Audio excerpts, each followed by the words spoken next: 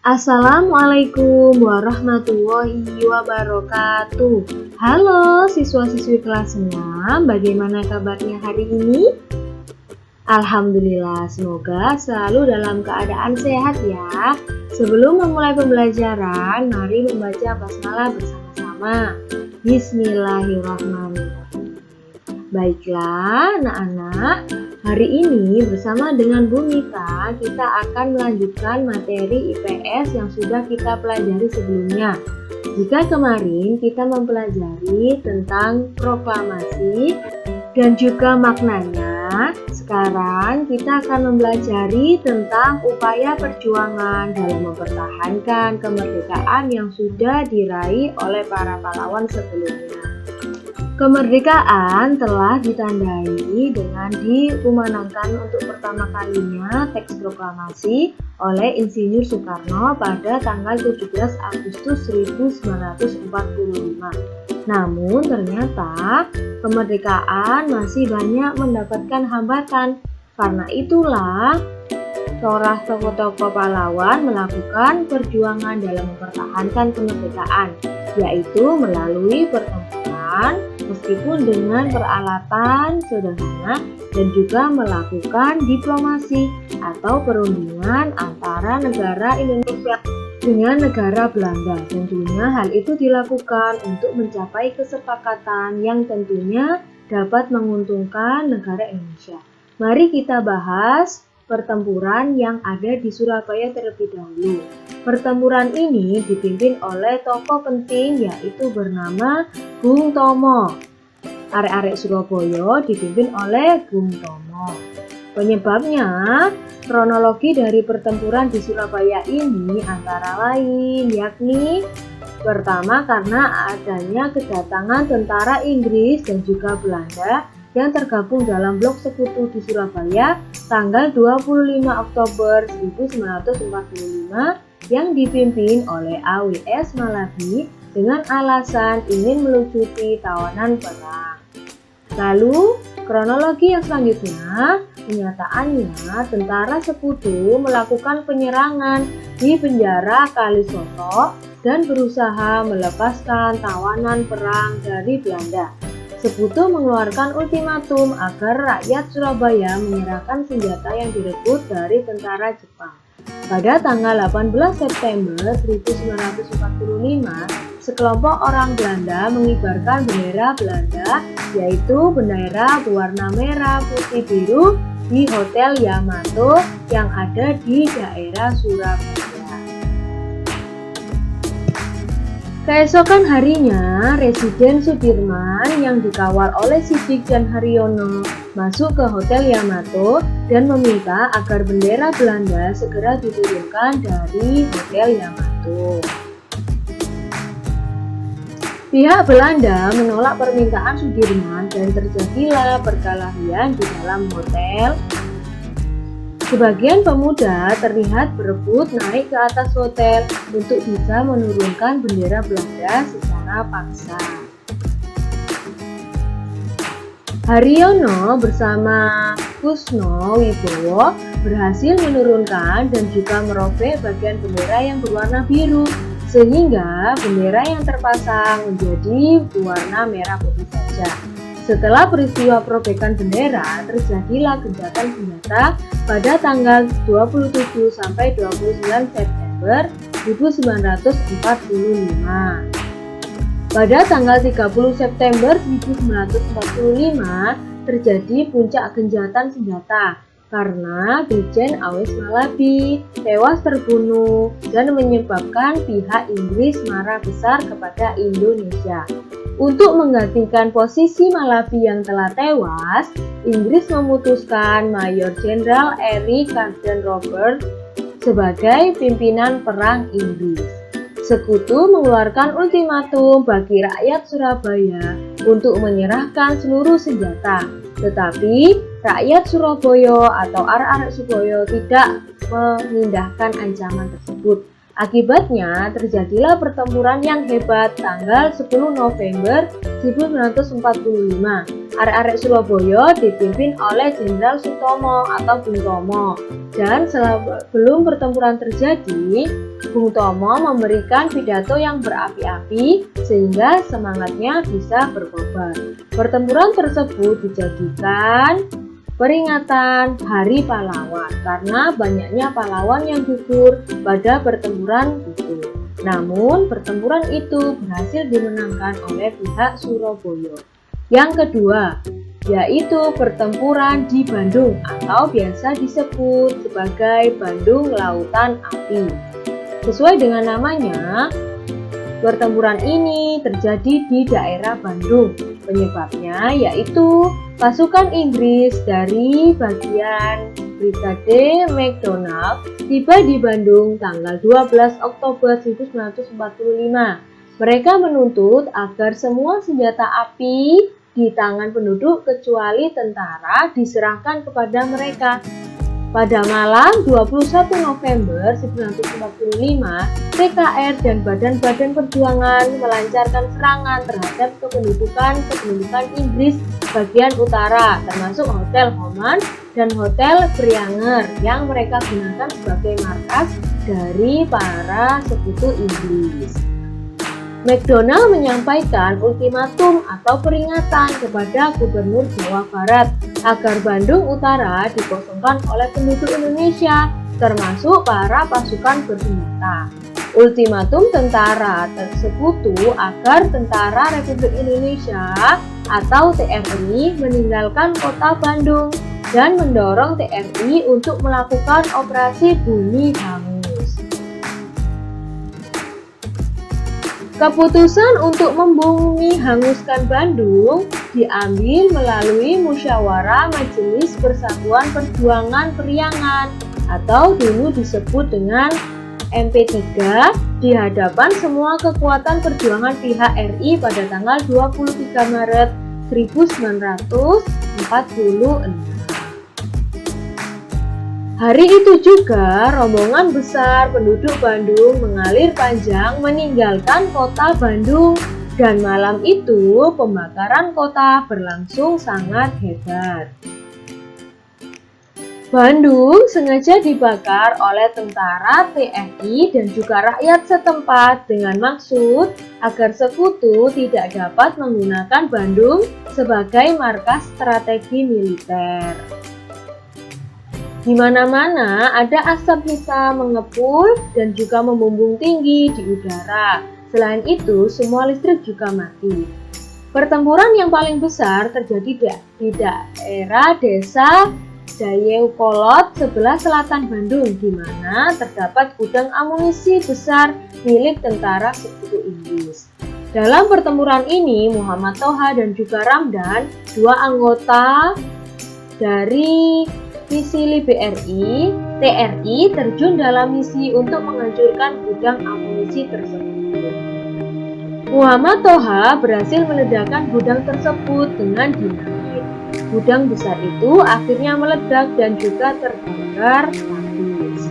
Peristiwa tersebut menjadikan kota Bandung terbakar, sehingga Bandung pun penuh dengan lautan api. Beberapa tahun kemudian, lagu Halo Halo Bandung resmi diciptakan untuk mengenang adanya peristiwa tersebut di kota Bandung. Pertempuran ini tentunya dimenangkan oleh Indonesia. Kita lanjutkan yang ketiga, yaitu Pertempuran Ambarawa. Pertempuran Ambarawa ini terjadi disebabkan oleh latar belakang antara lain pada tanggal 20 Oktober 1945, pasukan sekutu di bawah pimpinan Brigadir Jenderal Beto tiba di Semarang dengan tujuan mengurus tawanan bekas pasukan Belanda. Namun, tawanan ini ternyata dibebaskan dan diberi senjata sehingga menyebabkan rakyat marah. Tanggal 26 Oktober 1945 terjadi pertempuran antara Tentara Indonesia atau TKR dan sekutu di Magelang. Tanggal 20 Novembernya di Ambarawa terjadi pertempuran di beberapa desa karena dibom. Tanggal 12 Desember 1945 Jenderal Sudirman memerintahkan untuk menyerang Ambarawa dari berbagai penjuru. Selama 4 hari, pertempuran tersebut terjadi. Hasilnya, Indonesia berhasil memukul mundur sekutu dari Ambarawa. Yang keempat yaitu pertempuran Puputan Margana yang terjadi di daerah Bali. Kronologi penyebab terjadinya pertempuran ini antara lain yaitu pada pertengahan November 1946, I Gusti Ngurah Rai memerintahkan pasukannya untuk merebut senjata polisi Nica yang ada di kota Tabanan, Bali. Pada tanggal 20 November 1946, Sekutu mengerahkan pasukannya untuk mengisolasi Bali dan juga Lombok. Akibatnya terjadi pertempuran sengit di daerah Margana, Bali. Dalam pertempuran itu, pasukan I Ngurah Rai bertekad untuk tidak mundur sampai titik darah pembunuhan. Pasukan depan Belanda banyak yang mati tertembak. Oleh karena itu, Belanda mendatangkan pesawat pengeboman dari Makassar. Namun, I Gusti mengadakan puputan atau perang habis-habisan, sehingga pasukan yang berjumlah 96 orang itu semuanya gugur, termasuk I Gusti Ngurah Rai pun ikut gugur. Pada tanggal 20 November 1946 dikenal dengan istilah Perang Puputan Margana, dan kini bekas arena pertempuran didirikan khusus pahlawan Taman Pujaan Bangsa untuk mengenang arwah-arwah dari para pejuang yang tadi. Kita lanjutkan yaitu pertempuran yang kelima, pertempuran Medan Area. Kronologinya, tanggal 9 Oktober 1945, pasukan Sekutu di bawah pimpinan T.E.T. Kelly datang di Sumatera Utara. Pendaratan tentara Sekutu Inggris ini diikuti oleh pasukan Sekutu dan Nica yang disiapkan untuk mengambil alih pemerintahan Indonesia. Tanggal 13 Oktober 1945, Barisan Pemuda dan juga tentara TKR bertempur melawan Sekutu dan Nica dalam upaya merebut dan juga mengambil alih gedung-gedung pemerintahan dari tangan Jepang. Inggris mengeluarkan ultimatum kepada bangsa Indonesia agar menyerahkan senjata kepada Sekutu. Ultimatum ini tidak pernah dihiraukan oleh masyarakat Indonesia. Pada tanggal 1 Desember 1945, Sekutu memasang papan yang berartikan batas resmi wilayah Medan di berbagai pinggiran kota Medan. Tindakan Sekutu itu merupakan tantangan bagi para pemuda. Pada tanggal 10 Desember 1945, Sekutu dan Nica melancarkan serangan besar-besaran terhadap kota Medan. Serangan ini menimbulkan banyak korban dari kedua belah pihak. Pada bulan April 1946, Sekutu berhasil menduduki kota Medan. Pada tanggal 10 Agustus 1946, di Tebing Tinggi diadakan pertemuan antara komandan-komandan pasukan yang berjuang di Medan Area. Pertemuan tersebut memutuskan dibentuknya Komando Resimen Laskar Rakyat yang melanjutkan perlawanan terhadap Sekutu untuk kembali merebut posisi Medan untuk Indonesia. Selain melalui perjuangan pertempuran, Indonesia juga melakukan perjuangan secara diplomasi untuk dapat meraih kemerdekaan yang seutuhnya. Upaya mempertahankan melalui diplomasi ini dilakukan selama beberapa kali, yaitu sebanyak 5 kali diplomasi. Mari kita bahas diplomasi satu persatu, yaitu perundingan Linggarjati, perundingan Renville, perundingan Romroyen, Konvensi Inter-Indonesia, dan juga Konvensi Meja Bundar atau sering disingkat dengan KMB. Yang pertama yaitu perundingan Linggarjati diadakan di Indonesia, yaitu tepatnya Linggarjati. Pelaksanaan sidang-sidangnya berlangsung pada 11 sampai 15 November 1946. Delegasi Indonesia dipimpin oleh Sultan Syahrir. Anggotanya Mr. Muhammad Rom, Mr. Susanto. Delegasi Belanda dipimpin oleh Profesor dan juga beberapa anggota, antara lain Van Mook, SD Boer, dan juga Van Koes. Sebagai penengah dan juga pemimpin sidang adalah Lord Hiller. Dalam perundingan itu dihasilkan kesepakatan yang terdiri dari 17 pasal. Isi pokok perundingan Linggarjati antara lain yaitu sebagai berikut. Pemerintah Belanda mengakui kekuasaan secara de facto pemerintahan RI atas wilayah Jawa, Madura, dan juga Sumatera. Daerah-daerah yang diduduki sekutu ataupun Belanda secara berangsur-angsur akan dikembalikan kepada Republik Indonesia. Yang kedua, akan dibentuk Negara Indonesia Serikat atau NIS yang meliputi seluruh wilayah Hindia Belanda atau Indonesia sebagai negara yang berdaulat. Pemerintahan Belanda dan juga RI akan membentuk Uni Indonesia Belanda. Indonesia Belanda akan dipimpin oleh Raja Belanda. Pembentukan NIS dan Uni Indonesia Belanda diusahakan sudah selesai sebelum 1 Januari 1949. Pemerintah RI mengakui dan akan memulihkan serta melindungi hak milik asing yang ada di Indonesia. Pemerintahan ini juga sepakat untuk mengadakan pengurangan jumlah tentara. Bila terjadi perselisihan dalam melaksanakan perundingan ini, akan menyerahkan masalahnya kepada Komisi Administrasi. Setelah persetujuan Linggarjati ini disahkan, beberapa negara telah memberikan pengakuan terhadap kekuasaan RI, seperti Inggris, Amerika Serikat, Mesir, Afghanistan, Birma, Myanmar, Saudi Arabia, India, Pakistan. Perjanjian Linggarjati tidak membantu untuk memecahkan masalah bagi kedua belah bangsa, bahkan dapat memperburuk keadaan Indonesia. Belanda kemudian mengadakan gencatan senjata di Jawa dan Sumatera pada 21 Juli 1947. Belanda menyebut tindakan itu sebagai tindakan kepolisian atau dikenal dengan agresi militer yang pertama. Istilah ini berarti pengamanan dalam negeri atau yang dimaksud di sini adalah Indonesia. Artinya, Belanda tidak mengakui kedaulatan Republik Indonesia seperti yang sudah disepakati dalam dokumen Linggarjati. Belanda memberi sandi dengan serangan umum yaitu Operasi Produk, yaitu operasi yang ditunjukkan untuk wilayah-wilayah yang dianggap penting secara ekonomi bagi Belanda. Kondisi itu mendorong Perserikatan Bangsa-Bangsa atau PBB untuk mengeluarkan resolusi. Ada dua resolusi yang disampaikan oleh PBB.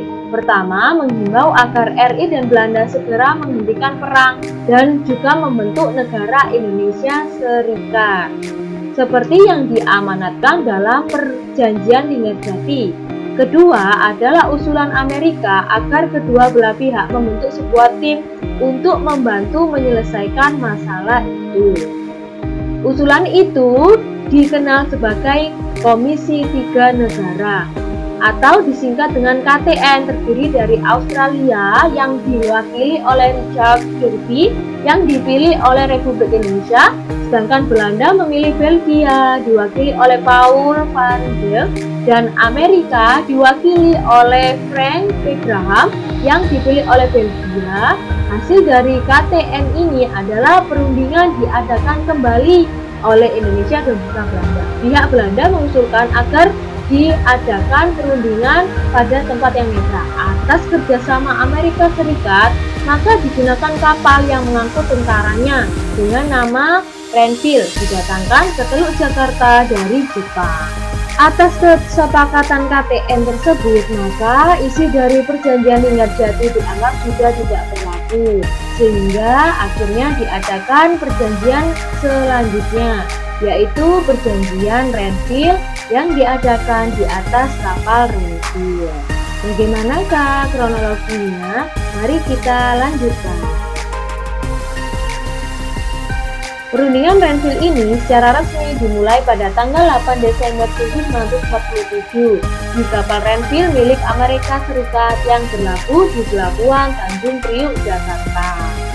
Delegasi dari perundingan Renville ini dari Indonesia dipimpin oleh Amir Syarifuddin, Belanda dipimpin oleh Wijayatmoko, yaitu orang Indonesia tetapi memihak kepada Belanda. KTN ini diwakili oleh wakil dari Australia, Belgia, dan juga Amerika Serikat yang sebelumnya sudah dipilih pada perundingan sebelumnya. Indonesia menyetujui isi perundingan Renville. Isinya antara lain yaitu persetujuan tentang gencatan senjata yang diterimanya garis demarkasi Van Hoek, dasar-dasar politik Renville yang berisi tentang kesediaan kedua pihak untuk menyelesaikan pertikaian dengan cara damai. Ada 12 pasal, 6 pasal tambahan dari KTN yang berisi antara lain tentang kedaulatan Indonesia berada di tangan Belanda selama masa kalian sampai benar-benar penyerahan kedaulatan. Dampak ditandatanganinya perjanjian ini yaitu wilayah RI semakin sempit dikarenakan diterimanya garis demarkasi Van Hoek, di mana wilayah RI meliputi Yogyakarta dan juga hanya sebagian Jawa Timur. Anggota TNI yang masih berada di daerah-daerah kantong yang dikuasai Belanda harus ditarik masuk ke wilayah RI. Misalnya dari Jawa Barat ada sekitar 35.000 orang tentara di Divisi Siliwangi. Divisi Siliwangi ini pada 1 Februari 1948 dihijrahkan menuju Jawa Tengah, tepatnya yaitu pada daerah Surakarta. Ada juga 6.000 anggota TNI dari Jawa Timur yang harus masuk ke wilayah RI. Isi perjanjian ini mendapat tantangan sehingga muncul mosi tidak percaya terhadap Kabinet Amir Syarifuddin. Pada tanggal 23 Januari 1948, Amir akhirnya menyerahkan mandatnya kepada Presiden. Dengan demikian, perjanjian ini menimbulkan permasalahan yang baru, yaitu pembentukan pemerintahan peralihan yang tidak sesuai dengan yang terdapat pada perjanjian Linggarjati. Karena adanya ketidakpuasan dari perundingan atau perjanjian ini, maka perjanjian Renville dilanjutkan ke perjanjian Romroyen. Atas inisiatif Komisi PBB untuk Indonesia, pada tanggal 14 April 1949 diselenggarakan perundingan, tepatnya di pimpinan dari perundingan ini adalah Mary dari Amerika Serikat dengan delegasi dipimpin oleh Muhammad Ron dan delegasi Belanda dipimpin Van Rooyen. Kemudian tanggal 7 Mei 1949 akhirnya tercapai persetujuan Romroyen. Isi dari persetujuan Romroyen ini yaitu untuk Indonesia, pihak Indonesia bersedia mengeluarkan perintah kepada pengikut RI yang bersenjata untuk menghentikan perang gerilya atau perang sembunyi-sembunyi ini. RI juga ikut serta dalam KMB di Den Haag guna untuk mempercepat penyerahan kedaulatan kepada negara Indonesia Serikat atau NIS tanpa syarat kepada Belanda. Sedangkan untuk Belanda, pihak Belanda menyetujui kembalinya RI ke kota Yogyakarta dan menjamin penghentian gerakan-gerakan militer dan juga pembebasan semua tahanan politik. Belanda juga janji tidak akan mendirikan ataupun mengakui negara-negara yang ada di wilayah kekuasaan RI sebelum Desember 1948, serta menyetujui RI sebagai bagian dari NIS sebagian. Setelah dilanjutkannya perjanjian ini tanggal 29 Juni 1949, pasukan Belanda ditarik mundur seluruhnya keluar Yogyakarta. Setelah itu TNI kita masuk ke sana.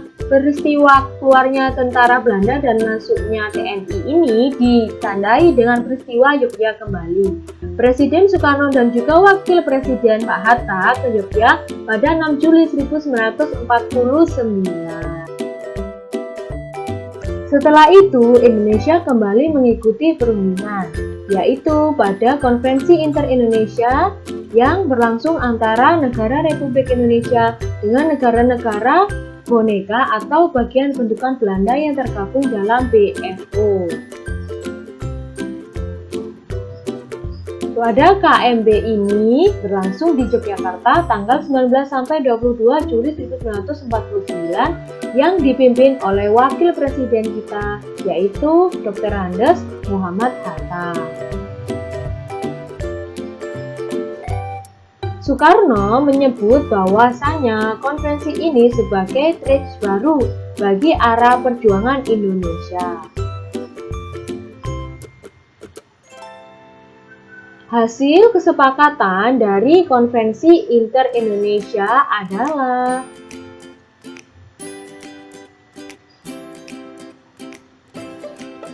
yang pertama, negara Indonesia Serikat disetujui dengan nama Republik Indonesia Serikat atau RIS berdasarkan demokrasi dan juga federasi. RIS ini akan dikepalai oleh Presiden dan juga para menteri. RIS juga akan menerima penyerahan kedaulatan baik dari Republik Indonesia maupun dari pihak Belanda. Setelah adanya konvensi ini, Indonesia juga kembali mengikuti adanya konvensi Meja Bundar atau biasa disingkat dengan KMB.